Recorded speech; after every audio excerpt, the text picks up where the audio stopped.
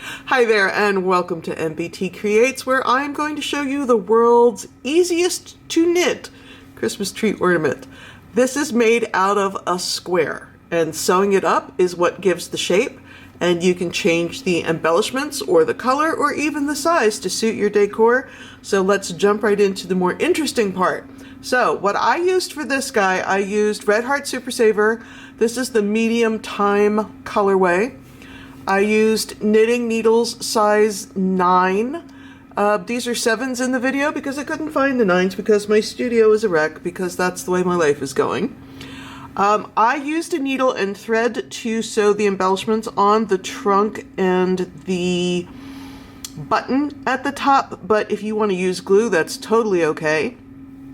Now there's some other products that I bought at Michael's. Now, if you look at the video, you'll see that I have products linked, and those are products that I either used or I think would work.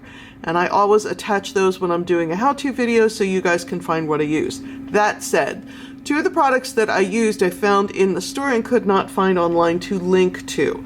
So I used this loops and thread wool felt, because I thought with the medium time colorway and I wasn't going with a lot of decor, I thought this sort of rustic looking felt was a better choice. I did link, they do have a dark brown premium felt that would also work. You could also use a darker green, something a little less country, if you will.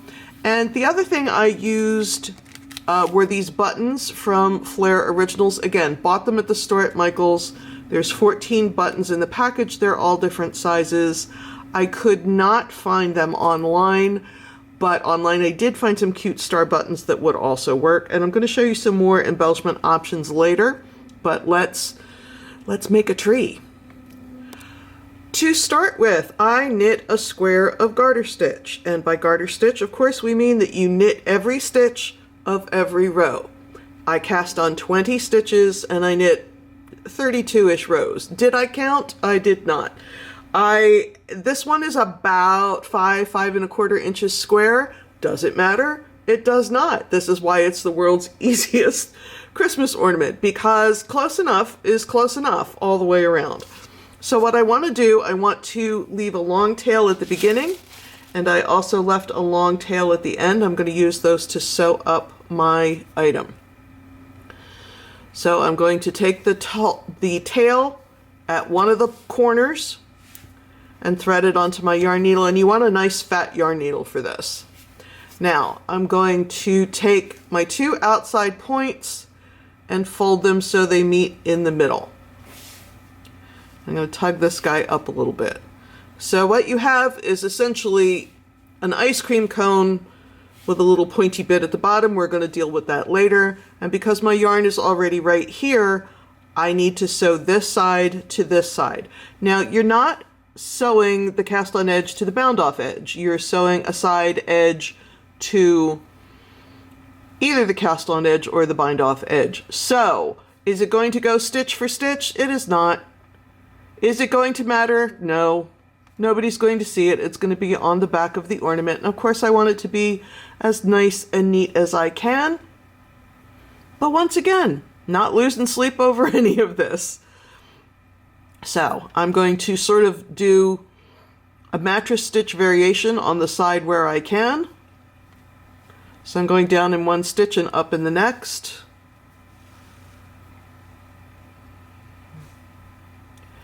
But on the other side, I've got side edges here, so I'm just grabbing a couple of ridges at a time. Because this seam is not structural, I don't have to go super crazy. And it gets easier after you get a couple of stitches in. Right at the beginning, it's a little fussy. So down in a stitch, up in the next one. Now, why do I say the size doesn't matter? It doesn't matter how many stitches you cast on. It doesn't even matter what yarn weight you use. What you want is something that is more or less square. So if I was using fingering yarn and I cast on 20 stitches, it would be way smaller. If I was using bulky yarn and I cast on 20 stitches, it would be way bigger. But maybe I don't want to cast on 20 stitches. Maybe I want to cast on 15 or 27, or again, I cannot convey to you how flexible this pattern is. It just doesn't matter. However many stitches you cast on, whatever size that turns out to be, you want to knit as many rows as you need to, so it's more or less square, and a 1/4 inch here or there doesn't matter. So I'm going to continue to stitch this seam up. Once again, grabbing a garter stitch ridge or two on one side, and you can see it lays a lot neater now that I've gotten in there a little bit. Down and up.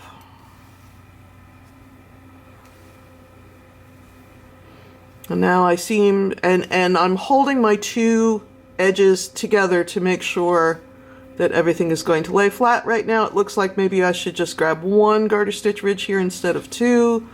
Looks like I'm getting a little ahead of myself.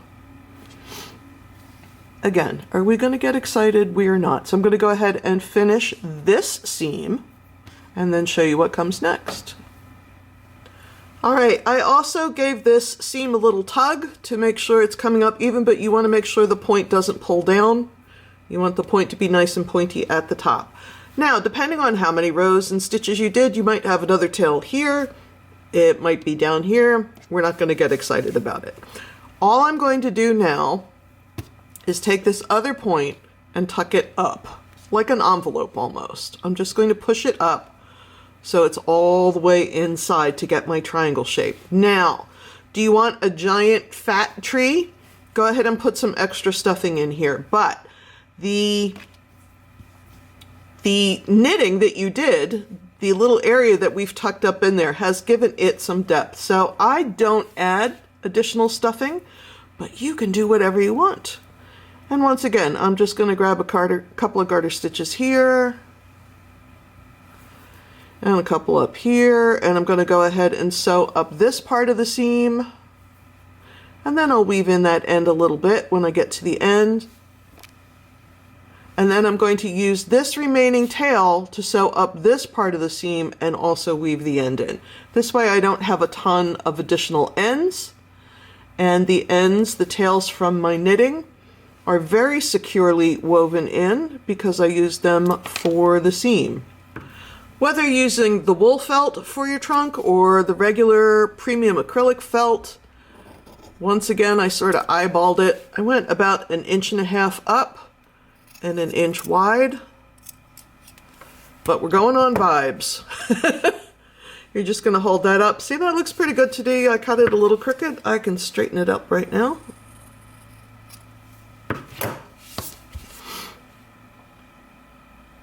Maybe I might want it to make it a little narrower. I don't know that much about evergreen trees, to be honest, so I don't know how skinny their little trunks should be. And then what I did, because I am a person who sews everything, given any opportunity, I took a needle and some brown thread and I just whip stitched this along right here. There's maybe 6 or 8 stitches in it. It's not load bearing, so you don't have to go too crazy. You could also use some hot glue, and if you're going to do that, sort of push it up a little bit into the work. The garter stitch is very squishy and your seam is very thick, so I think it'd be very easy to hide a glue line in there. But I know that the rest of the world doesn't like to sew as much as I do, but I'm somebody who's going to get out the needle and thread at any given opportunity. So I just did a little bit of whip stitching, and you can hardly see the thread at all, once again because the knitting is so dense. I did use brown thread, but I don't think it would have mattered much as long as it was relatively dark.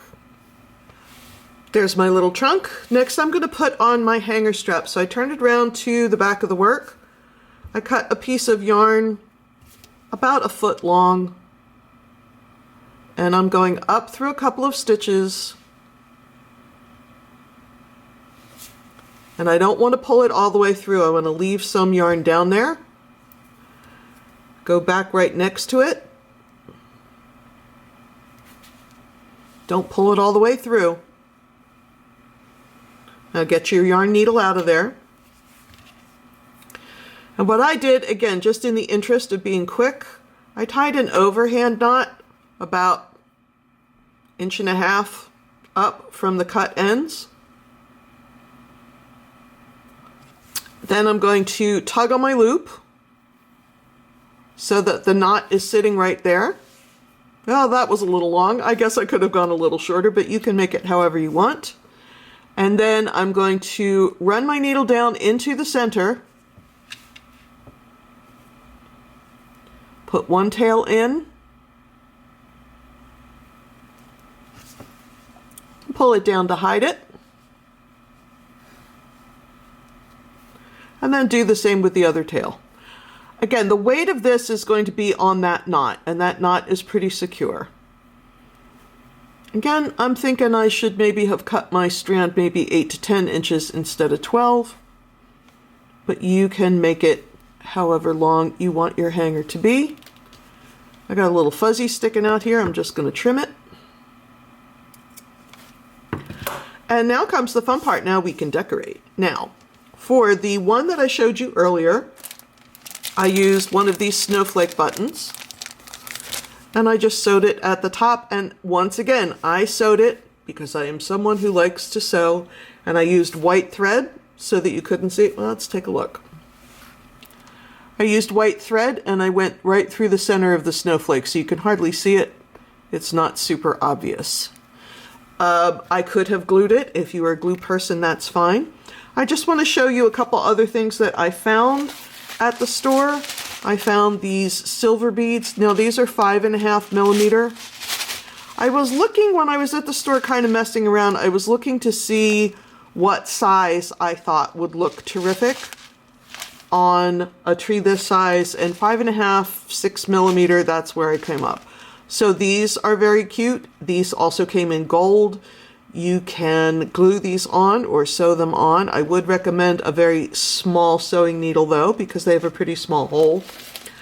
And the other thing I saw that I really liked, these are 6 millimeter faceted beads, but they came in all different colors and they're glass, so they're shiny, and you know, they came in colors that go with my tree. I didn't go with a, you know, Kelly green, cherry red, bright, you know, chestnut brown. I went a little more muted with my colors. So I could cut these off and again, hang them as ornaments. I can use my needle. I could make a garland. I could use my glue, whatever I wanted. You might have some stuff laying around that works perfectly in this operation. There is no reason you have to go crazy. So you can make a bunch of these out of one skein of yarn, and you can make them very, very quickly. Here's my original with the button on the top. So thanks so much for hanging out with me today. I am Mary Beth Temple from MBT Creates. Remember, you can zip on over to the blog to get the pattern written out. And if you see any products that I used that you like, you can click on the shopping links in the video and be directed to a vendor that sells them. Nothing in this particular video was sponsored, and I promised if it was, I would tell you. So thanks for hanging. We'll see you later. Bye-bye.